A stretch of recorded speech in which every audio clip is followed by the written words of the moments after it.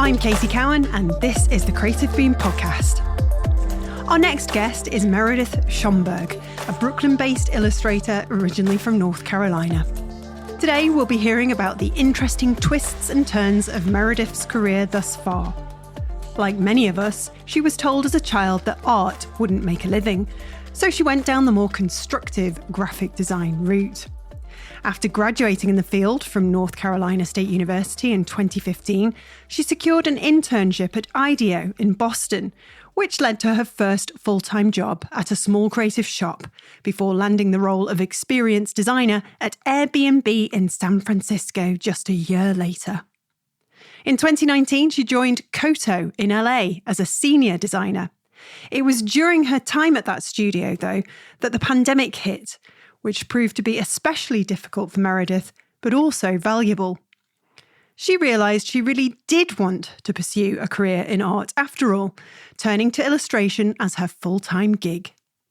Well, it's been almost a year since she went freelance. All is going really well, and she's just been signed by the agency Jelly. In this episode, we talk about Meredith beginning her journey as a fully-fledged illustrator, having previously worked in-house at some of the world's leading brands and design studios. We hear more of how she found herself in a bit of a bad patch during lockdown and why she decided to move away from a full-time design role. And then we get to grips with how she made that happen, how she found her optimistic and colourful style, how she kept going, and how her voice has finally taken shape. We even talk about all that practical but very necessary business stuff, because as a freelancer, no one really tells you what it takes to work for yourself. So she was keen to share what she's learnt on that and much more.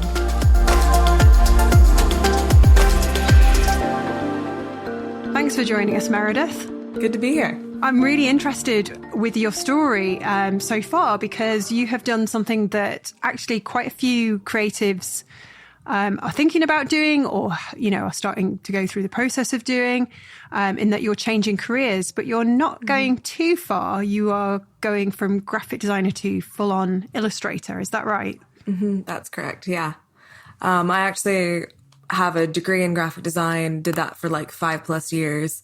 And in the past year, I've actually made the jump into full-time freelance as an illustrator. Wow, that's amazing. And how on earth did you decide that you were going to make the switch after having, because you were working for Koto, Airbnb, IDEO? Yeah, I mean, how much time do you have to go back? An hour. Okay, great, perfect, plenty of time. So I think it's kind of interesting when I actually think about the journey of going to school for graphic design, having this kind of career, building that experience, and then just kind of not completely ditching that, but just going straight into illustration. And I think part of it is that illustration has always been something I've done in the background since I was a kid. I am really fortunate that my parents actually encouraged just any artistic creative endeavor that I wanted to do as a kid.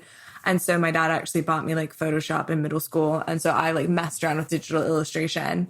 And really loved it. And it was just a fun kind of expressive thing as a kid. But then I had a really practical art teacher that was basically don't be an artist, you won't make any money. You should look into graphic design because that's a lucrative creative career. It's easier to get your foot in the door somewhere. And because for me, it was more about I just want to do something creative. I wasn't dead set on illustration necessarily from the get-go. It was just more I want to do something creative with my career, whatever that looks like. And I found so much inspiring about graphic design and typography and visual communication that I just was yeah, sure, that makes sense. I'll just pursue that. So I went to school for graphic design. I did an internship at IDEO as a communication designer. I loved kind of the dynamic of a creative studio. That was just such a fortunate kind of first taste of things. I moved to San Francisco. I worked as a product designer on their team for 2.5 years. And that was an interesting journey of product design was also one of those things that felt really accessible as a career of just maybe branding is less accessible, but because of the boom in tech, especially in San Francisco, it was just such an easy way in. And I think it was funny because as soon as I got into that role, I was oh, I'm not a product designer. Like this is too, I think I'm too much of an artist at my core of like wanting to think like ideas and visuals, like for the sake of just like something looking really cool and fun. And product design is, I like respect the hell out of product designers. But it was more on the engineering technical side of things than like how my brain worked. So it was this like, I'm in this job. It's an amazing opportunity. I'm working with incredible people. I'm getting to travel. But it's not necessarily like what I actually want to be doing. Right. But then it was just like such a serendipitous moment because actually the second week at my job at Airbnb, I was sat in the room with the guys that started Kodo working on the trips launch. And I've found that just like so much of my move around and even just like opportunities that have been opened for me is about building relationships first and foremost. And so, you know, a couple of years down the road when Kodo opened up their LA studio, I remember being like, seeing what the guys were working on when I would be working on at Airbnb, being like, that's what I actually want to be doing. Like, I want to be doing like the branding and the visual communication and all of that stuff. Less like, oh, if you press this button, this is where it leads you into the app. There's just so much more of a narrative story going on there. So when they opened up their LA studio, approached them about coming and joining them there. I really actually wanted to move to London, but they were like, oh, the studio's actually full and we really need Americans to fill the LA studio. Right. And I loved the team that was down there. So it just felt like a really easy move. And then, so I moved to LA a year before the pandemic hit, was like just getting settled into that, loved all the stuff that I got to work on there. And then the pandemic hit and we were all working from home. Yeah, that was fun. Oh, that was great. Love being reminded of that. But basically during that time, and I would also say like in the background of these like moves of my career from like product design to like working for an agency, I was always doing some form of illustration personally on the side or for projects because that was always this skill set that I had that I like loved using. But just never was like, oh, I could like make this full time. It just felt like this hobby that was fun to do that served a skill for like a project here or there, but not necessarily something that I could do full time. Hobbies aren't something that you could ever make money from, are they? You can't be enjoying yourself when you're making money. Yeah, why would you want like the thing that keeps the lights on to actually be something you enjoy when you spend so much of your time doing it? I know. Also, please like feel free to jump in if I'm just rambling, but No, me too, by the way. So basically when the pandemic hit, we were all working from home. It was like my life in LA looked nothing like what I kind of anticipated when that hit. And I lived by myself as well. And so basically like full transparency, like a month in, I just had this like massive depressive stint where I just like would try and sit at my desk, would burst into tears, was like, I don't know, like I'm leading this project. I have people that are responsible to me and I just like creatively cannot show up. And just was like dealing with the tension of that. And I remember just having a really candid conversation with my creative director of just like the reality of mentally where I was at. And he was so kind and was just basically like, look, you're a human first. If you need to take time off, go take like a few weeks off. Like this job is still here for you. And that was just like this moment where I was like, okay, cool. I need to just like take a step back from like this work that I've been doing nonstop. And what happened was during those like few weeks, it unlocked this like space for me to actually just like draw for the heck of it. And like random freelance projects would pop into my inbox. And it was actually for like a decent amount of money that I was able to basically caveat what I didn't make taking this time of leave off through just illustration. That there was this light bulb moment of like, wait, so like I actually could make this work. It wasn't like there were these massive projects where I was all of a sudden making like, you know, tons of money, but it was just like, it was enough to show me like, oh, this isn't just like coffee money on the side. Like this is actually like, if I invest in this, I could actually turn this into a personal business. Right. Which was just like this cool, and it showed me too of like, oh, I can like invest the time into a project that I want to. It's not me like working late at night on this side gig. It's actually like daylight hours. I can invest as much time in this as I want to. If I need to take a break to go actually like recharge and be inspired for something, I can go do that. And it's less of the like, I'm showing up to this 9-to-5 job because that's what's expected of me. Because I think anytime you try and force creativity into a specific timeline, it's just never going to, you can get it done. But I think there's just so much authenticity that comes from giving projects and work the time it actually needs to breathe versus like forcing it. Yeah. So basically, it's like anything in life. Yeah. Oh, for sure.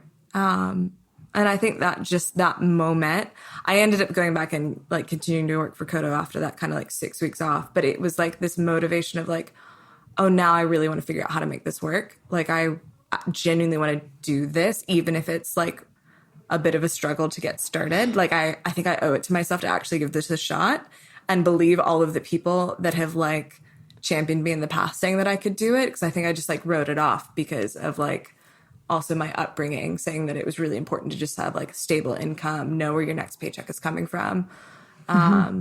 Which I think is not a bad thing to like want or desire. But I think I just had like kind of dismissed this other opportunity of freelance because I was afraid. And I think anytime you're doing something purely out of fear, that's not a good motivator either. No. Gosh, it sounds like it's now you've figured out finally what it is that you really are passionate about and you want to do. Whereas before you've just kind of been tiptoeing around and by all means been successful and had these great jobs. But this is the first time perhaps that you've really thought, okay, I know what the goal is. I've just got to work backwards and get, figure out the steps to get there. Yeah. And I think that's just like such a huge motivating factor when I'm like, oh, I'm not doing this because like it's necessarily what's expected of me. I'm doing it because I genuinely really love doing this. Like I love getting lost in hours trying to work out an illustration, like composition, because it's just like this visual puzzle that I get lost in. And it's like so much fun. And being like, oh, I actually want to like give all of my time to this. So it ended up being just like the perfect motivational factor to go back to my full-time job and be like, sick, I really want to do this, but I also don't want to just like be the quote unquote starving artist where like I can't live life well because I want to do this necessarily. So I started basically like setting aside a reserve fund, like any freelance opportunity that came my way while I was working full-time, I just set it aside and said, this is going to go towards like me going full-time freelance so that I can at least have like some space to just enjoy life and enjoy like this new adventure whenever that comes about. And eventually. And how long did that take? How long did it take for you to think, okay, I've got enough in the battle, the battle chest? Not as long as I thought it would. Because I mean, I was really fortunate that my time at Airbnb meant that like when they went public, I actually had like some stock options that I was able to sell and set that aside. And then the work that I'd been doing like freelance, kind of added up into this nice, like, okay, cool. We would have a few months where like, if nothing came through, we'd be okay.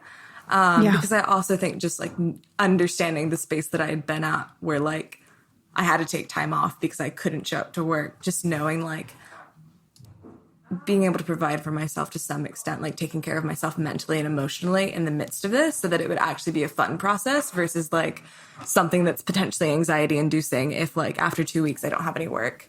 So I think there's just like some practical steps that even that was advice that other people had given me as well. Just like, if this is something you want to do, like there's some investment and some work you do ahead of time to kind of get there.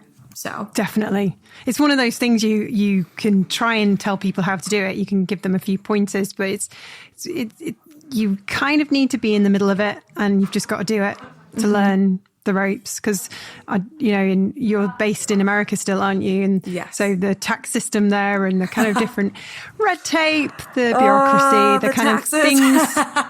The things you have to set up, that's not really something you can teach because it's changing all the time as well in little kind of bits. You really do need to get an expert in, don't you? And find a good accountant and oh my gosh, all these grown-up things.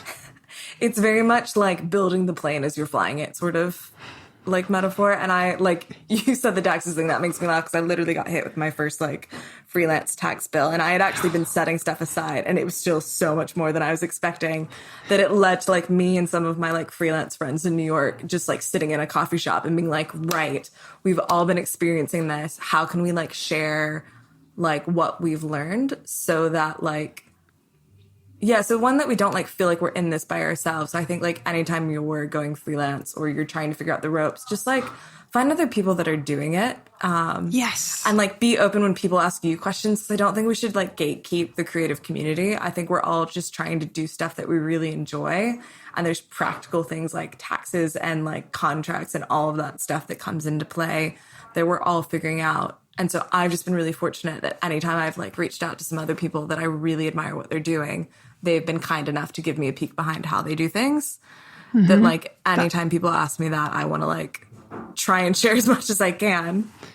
Yeah, you give back, don't you? You keep passing the kind of baton and you say to people, you know, if you need to like ask me anything, ask me, because I've done it and you're going to go through it now too. And it's not going to be easy, but you'll get there. Yeah. I mean, how many kind of, you know, how long's it been since you've become a freelancer? It's actually been a little over a year now. So Great. September of 2021, I quit my job and went freelance and moved to New York all in one go. So there was like a lot of learning and a lot of just like kind of, just learning by experience and being like, sick, that did not go well, but we're going to like take that into the next round and just, but we love this. I love it so much that I'm like, we're going to figure it out though. Like we're not going to let like one defeat or one like didn't do that as well as it could have been stop me from like figuring it out as I go. So where were you born? Where did you grow up? So I'm originally from North Carolina in the US. Right. It's like the middle of the East Coast, just kind of like classic suburbs, nothing spectacular, nothing like very culturally interesting, honestly. But spent 23 years of my life there, honestly, because even where I went to school, that was like 20 minutes down the road from my parents, because they had a graphic design program. Nice. And then, that's where I'm from. And then picked up and moved to San Francisco, which could not have been more like night and day difference in terms of like culture and everything. But that was amazing and very good for me. Yeah, good. Get you out that kind of not necessarily small town kind of, you know, comfort. Because it is a bit overwhelming, isn't it, when you're first thrown into a city as big as San Francisco? Oh my gosh, absolutely. And like I again had been like really fortunate that during school I got to do a semester abroad. I got to do my internship at IDEO, which is up in Boston. But nothing quite prepares you to like properly living as an adult in a new city when like you're just used to like really small town sort of vibes. But it's also sweet to like think back that that's like where I'm from, because now I've lived in major cities. I've lived in SF, LA. Now I'm in New York. I'm spending like a month and a half in London right now, which is an incredible opportunity. But just that like no matter where you come from, even if you don't feel like you come from like an artistically interesting space, that's not like limiting to where you can go. Yeah, exactly. So your parents, they aren't creative?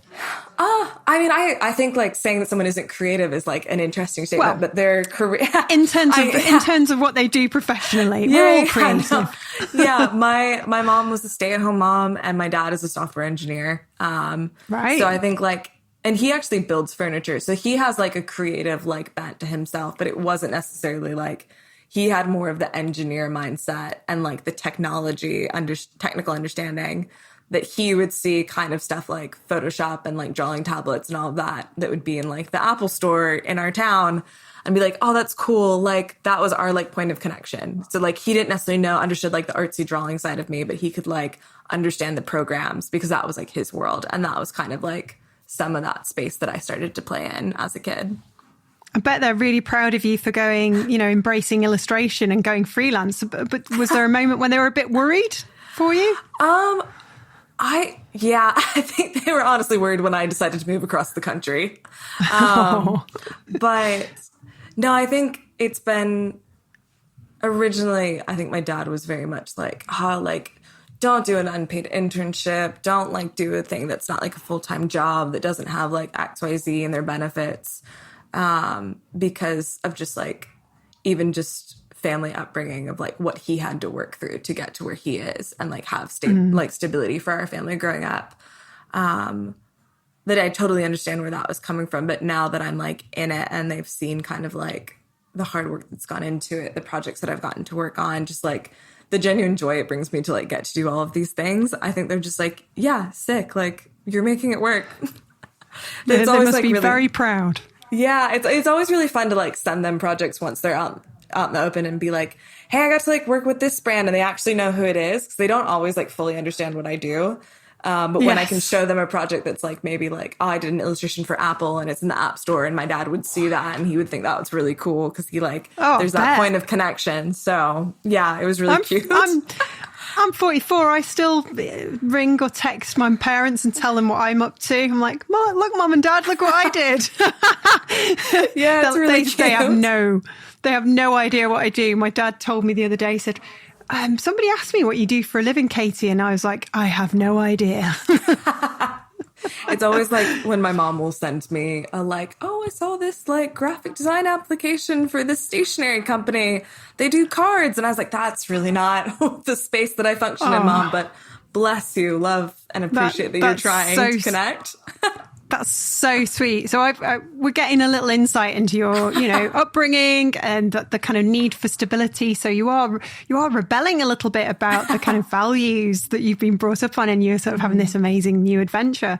And coming from a small town, would you say that like, and I'm just sort of relating here because I grew up in a small town. Have you felt that you've really had to work to find out who you are, to create an identity for yourself? Oh yeah, absolutely. Yeah, I think even just like my point of view as an illustrator, because I also grew up in like a really like conservative family environment. Right. And so even just like, oh gosh, this is such a niche thing, but I remember like I went to this like really conservative private school, that so much so that like my art teacher painted bathing suits on all of the naked paintings because like that wasn't appropriate. And so there's this like, and so it was just this like really like in like pages would be stapled. I just remember being like this like shame around the human form in art. And then when I like moved to San Francisco and was like, I just want to explore like any and every like form of drawing, I actually drew a lot of like nude women just to kind of like embrace that, because like kind of to the rebellious statement of just being like, I actually think like the human body is like really beautiful and interesting and expressive. And you look at my work now and that's like a lot of what it is. But it was like kind of having to play and almost like lean into, oh, like, am I allowed to draw these things? Like, I feel like I grew up in this space where that actually wasn't allowed, but it's really fun and interesting. There's actually nothing wrong with the human form. There's actually like so much to be celebrated, that I drew a lot of that to kind of get out of my system, this overarching narrative that had been fed to me that there was like something to hide about like my body or the expression of like the human body in art specifically.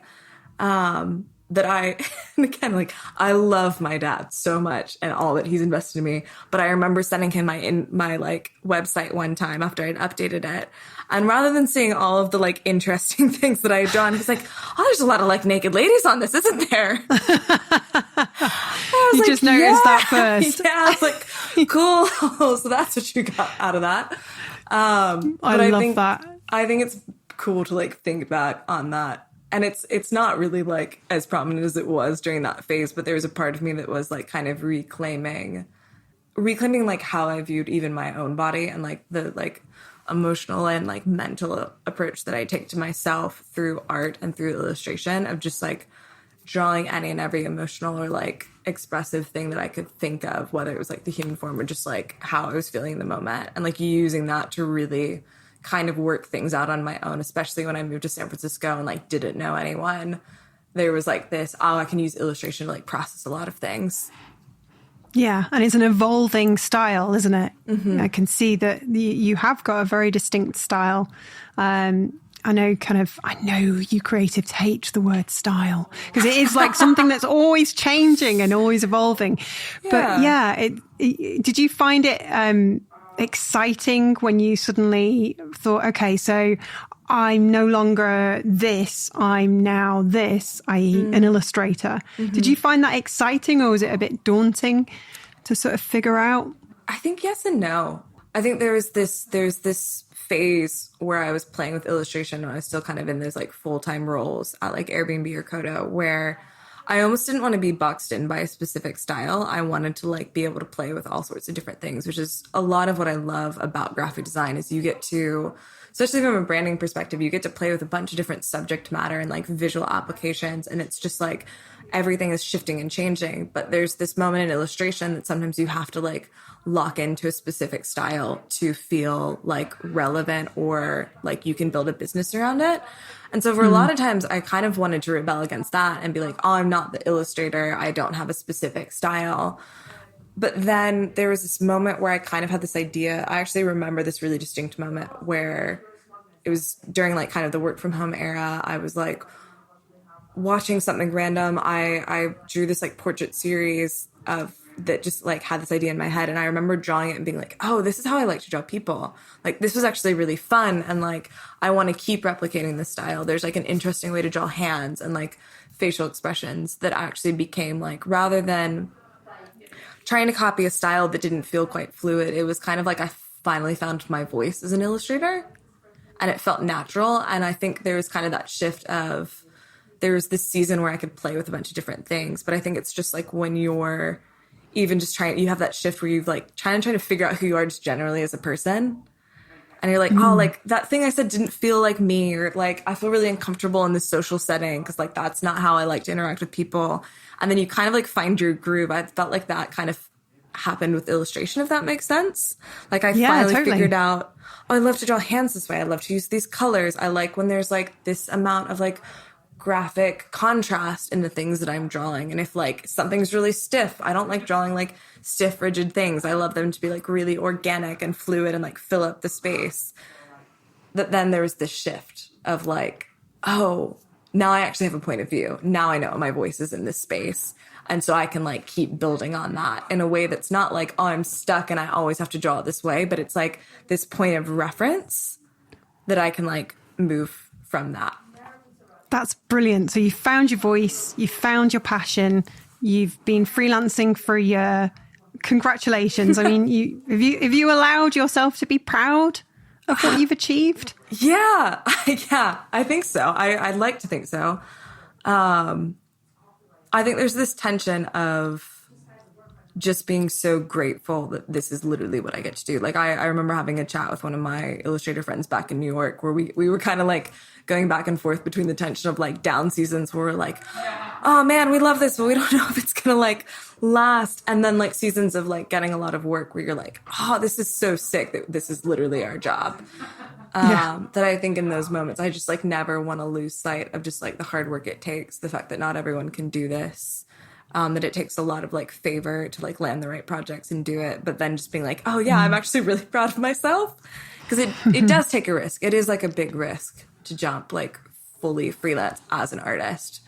How have you made it work? Because I think we often talk about these, journeys, these paths to success, but there'll be probably lots of people who are trying to make it, into illustration and do exactly what you've done. How have you made it work apart from working really hard? I can imagine it's having a good network first and foremost. Yeah, it's been a mixture of a lot of different factors. I think it's, you just said the network. I think the fact that I started out in like a really like prominent tech space allowed me to make a lot of connections with people that then like when we weren't all working at Airbnb scattered and now are like either have started their own businesses or like higher up levels in different companies now where like what started out as like just kind of this not random role, but just a singular role actually turned into like all of these friendships and like relationships where now people will reach out and be like, oh, hey, do you have time for this? So I think like to people that are trying to figure out how to make it, like always invest in the relationships that you're currently in. One, because it's just fun when you're making friends with like the people that you work with, because we're human beings and I think we're communal by nature. So just like generally embracing and loving like the people across the table from you. Because then quite practically when you like are friends with people, you love working with your friends. And so that's just opened up so many doors for me. Like I even think when I actually moved to New York, I got coffee with this guy that I'd met from this event. It was super random, but he just invited me back to their studio space to just like meet the team. And really randomly was like, I had talked about how I wanted to paint more murals. And he's like, oh, well, yeah, we have this blank wall in the studio. Do you want to paint a mural there? I was like, yeah, sick, cool. And that just happened from like saying yes to walking into the studio and like meeting the team. And then through that, even he ended up messaging me later and being like, oh, one of our clients that we just rebranded like is asking about an illustrator. Would you like to be like put in the mix for that? So I think it's just like naturally looking for opportunities to meet new people that are doing things that you find really interesting. That helps just like open a lot of those doors. That's definitely one way I've made it work, so to speak, is just like, yeah, relationships. And I think too, just like having a lot of like patience and grace for yourself in a process, because I am kind of like that type A first kid role of just like high achiever, get really frustrated with myself if I like quote unquote fail at something. But just realizing that anytime you do something for the first time, there's just going to be some like wiggle room where it's not going to go well. And rather than being like upset about something, just being like, cool, this is a really sick story for next time. And even just like I think trying to frame things as like almost any experience is an interesting story, or you can like turn it into a story. And I think that just puts like a positive spin on like, yeah, just anything that could potentially go wrong, rather than getting down about it, being like, cool, how can I like transform this into like a positive spin that like takes me to the next place that I need to go?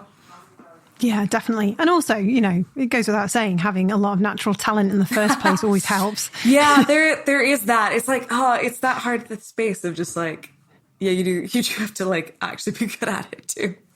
Yeah, exactly. And it takes practice. I mean, you'll have been practicing your whole life. You know, you kind of probably knew deep down that you were going to one day use your art in your profession. It just took you a little bit longer to get there.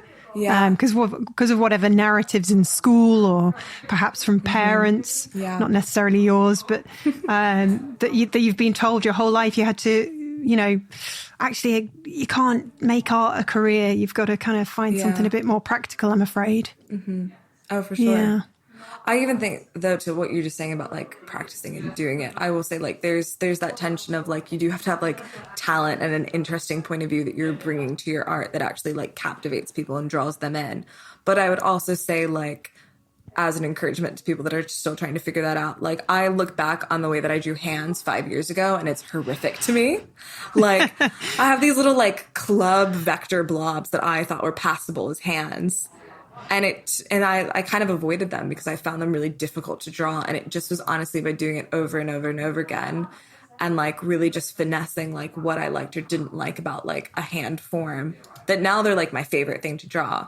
So I think there's something, I wish I could show you. There's this one post that I did where I redrew an illustration I'd done from like 5 years ago in my current style. And it was just really interesting to compare the two. That of course someone was like, oh, I liked the first one better. And I was like, oh, well, you don't get my art then. Yeah. Oh gosh, isn't it awful when we get criticism, when we think we're on the right track, and then somebody will sort of just give us some feedback that we don't necessarily want to hear. Like, oh man, it's like, how do you take, like, if you do get any feedback like that, you know, I suppose the interesting question is, do you take it to heart, or do you have the confidence now to say, actually, you've got a point, because that's tapping into a gut feeling? Or, you know, you'll say, okay, that's nice feedback, but you have such confidence in your ability that you can sort of say, well, actually, this thing is quite subjective, and I think that's just their opinion. And I actually think my hands that I'm drawing are better now, so they can, you know, jog on. Yeah. I honestly think it's a mixture of like the things that you just tapped into. I think it's one, being confident that I actually bring like a really unique perspective to the way that I draw things. So if you're hiring me for this project, the way that I draw them is like really curated and thoughtful. Like I'm not just like, you know, taking a second and drawing this. I'm actually thinking really critically about how the form takes up the space and how like compositional elements. So I'm like really confident with what I put forward. But I've had to catch like kind of my ego when people are like, oh, I don't really like this, or it looks a little funny that way, of rather than writing it off and being like, oh, you don't understand me, I'm the professional here. I think what you were saying of just like actually trusting that like actually gut reaction to things can be really helpful, because when you're so invested, when you're so like heads down on a project, you can get so wrapped up in the idea that you had that I actually think it's helpful feedback to like just take a step back and be like, how do other people perceive this?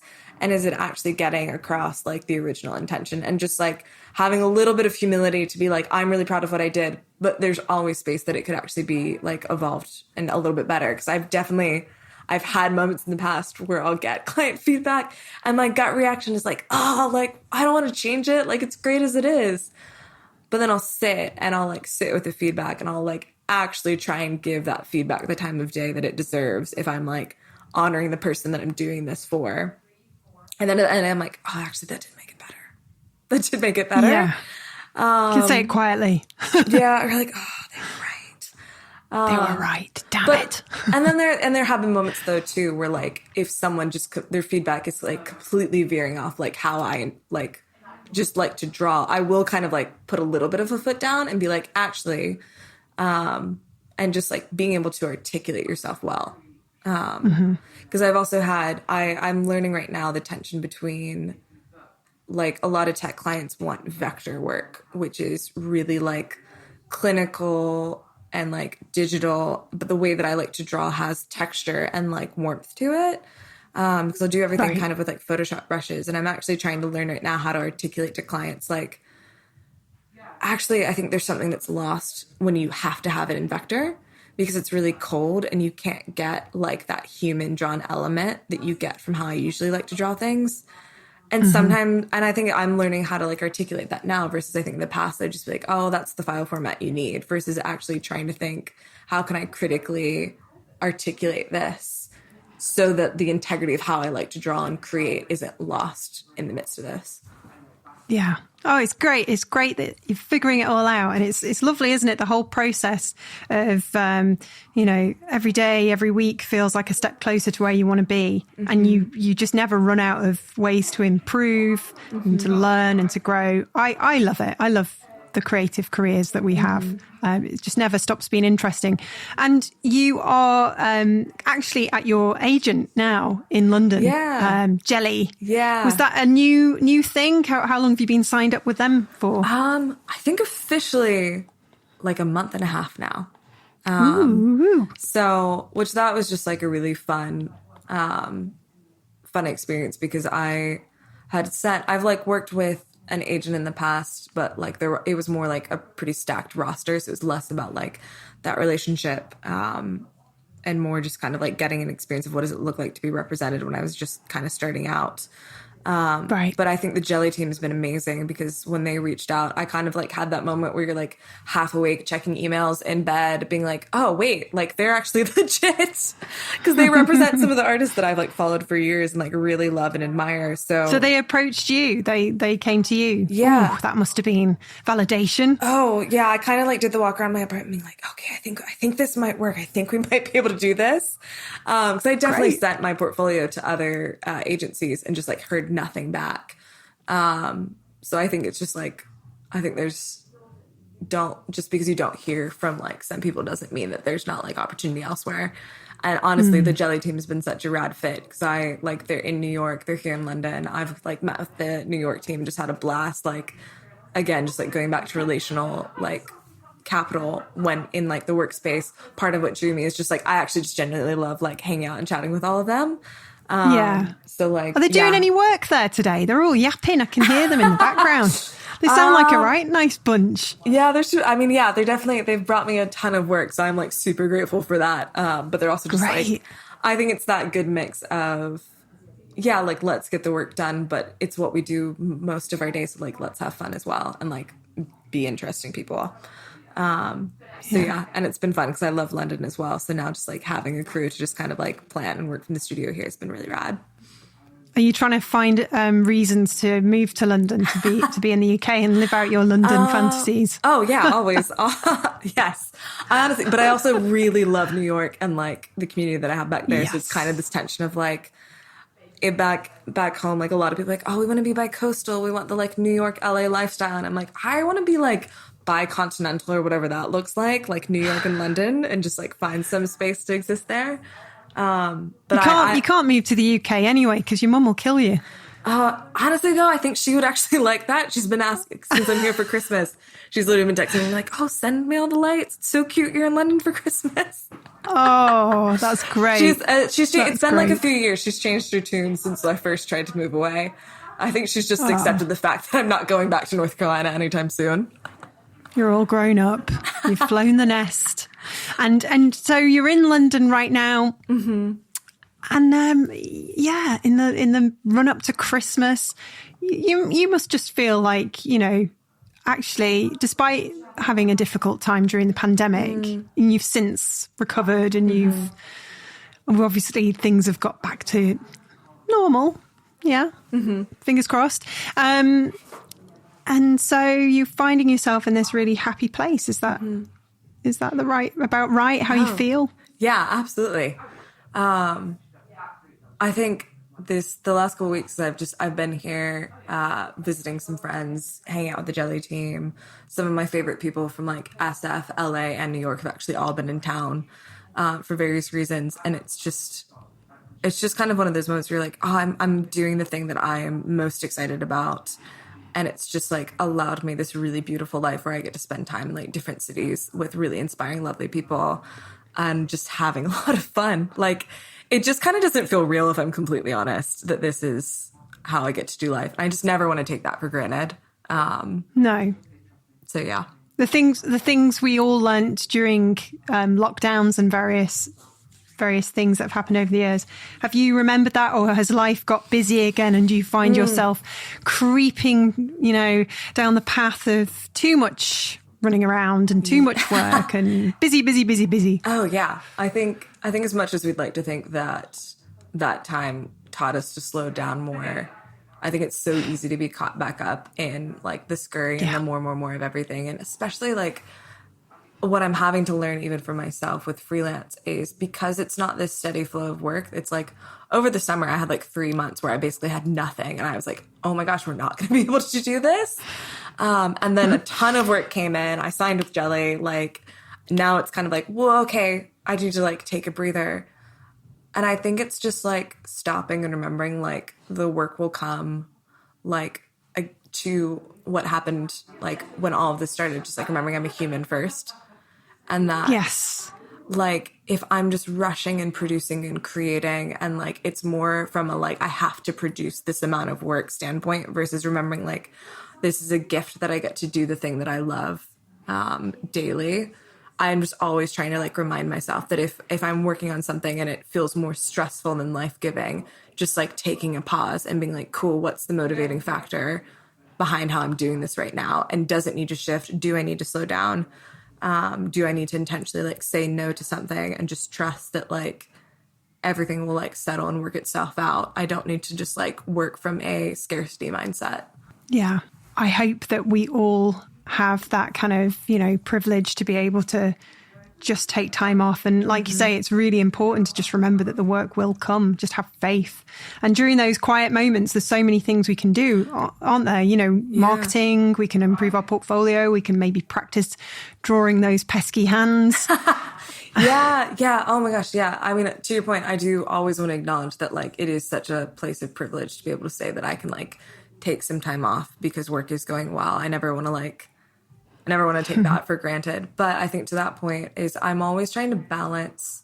If I'm doing like a lot of digital work, I'll try and make time to like paint or do something more analog or like even just cook. Like I love cooking as like a creative outlet that has absolutely nothing to do with illustration. I think it's finding those balances to just like make sure that you're not just like depleting yourself creatively in like one funnel.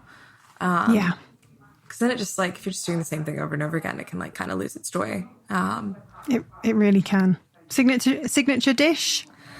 I really love making chicken tikka masala from scratch. Like I love that it takes like a really long time. I love like meals that take like a few hours to just like properly make. Yes, me too. So again, that was just like that. And that even just came from wanting to like regularly take a day during the week where I actually don't work and kind of like I'll turn my phone off actually once a week just as a way to like disconnect and properly rest and like give myself the like space that I need to to remember that like I have 6 other days during the week that I can work. Like this is a day that I take for myself so that everything else that I do flows from like a place of like energy and rest. And that actually I got into cooking as a way to like, well, I'm going to shut my phone off. I need something to kind of like occupy my time. So I would pick really involved recipes to get into as a way to like almost entertain myself. And then I just loved it.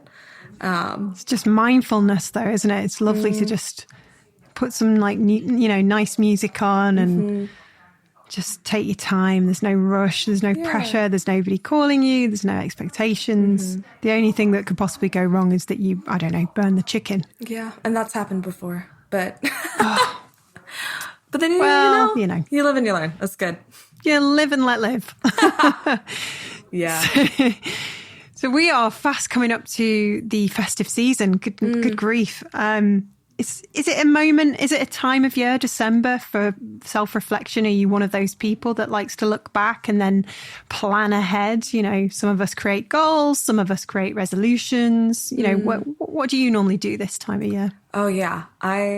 I'm very much like nostalgic on like anniversaries and like key moments like this. I think actually, so my original plan when I was supposed to come out to London, I was only supposed to stay here for 2 weeks. I should have been on a plane back to New York yesterday. But I have a friend that's letting me stay with her for free, basically. And I think I just realized like, oh, I could rush back to New York, get swept up in kind of like the busyness of just the life there. Or I could take advantage of the fact that I know a lot of lovely people here in London, but life is just like a little bit slower. And I think like the holidays is like my favorite time to just kind of like stop and reflect and be like, oh, wow, this has actually been like a really rich, fun year. And I just kind of want to like soak that up and appreciate that before I just like, run into the next thing. So yeah, I'm all about just kind of like reflecting on everything that can happen in a given year and how things can also change really unexpectedly. Yeah, definitely. And you're not somebody who gets anxious about things going wrong, or are you very kind of optimistic? Ooh, anxiety is definitely something that I do have to like deal with and manage. I think it's actually been like a journey of that freelance has really like shone a light on, and just like how to combat anxiety when it's like things could go wrong. Things do go wrong. And I've definitely had like moments in freelance where I remember when I signed the lease to my apartment in New York, where I was basically like, cool, so we have money in our bank account now. Are we going to be able to afford this in a year? But then just realizing that like all I can do is take it like day at a time, do like live well and intentionally with the things that are like given to me each day. And stressing about something that's like 5 months in the future just isn't going to like change anything. And that at the end of the day, like I've had to go through that mental exercise of like, what's the worst case scenario? Worst case is that I don't have any money and I have to move out of my apartment, but I have an incredible community and friends and like people that love me, that actually like worst case scenario would just mean like more just a knock to my pride and figuring out a new way of living, but it actually wouldn't be the worst case. And I think that's actually like a really good way to combat anxiety in terms of like freelance and career, is like letting yourself go to the worst case scenario and realizing it might not actually be that bad. Yeah. That makes definitely. sense. It does make 100% sense. And the last couple of years I feel like has helped a lot of us become a lot stronger and mentally capable of handling whatever life throws at us, good or bad. So that's nice. That's good to know. Yeah. That it happened, that there is this common kind of feeling. Actually, if we can go through what we've been through, then we can pretty much tackle anything. Oh, yeah. And the life of a freelance illustrator is by no means easy. No, it's not. But I think, again, it's like going back to just like transparency with other people that are doing this, and just being like, I think it's so easy to get wrapped up in like social media and see the projects that people are posting and think like, this person's killing it. There's no way they're struggling in their career. And it's like, actually that job that you think probably paid a ton of money paid jack shit. And you're just like you're just like trying to post as much as possible. So just remembering that like, the perception that people have is not always reality. And so like find your people that are going through it with you to keep you grounded in reality, but also hopeful that like life just also comes in seasons.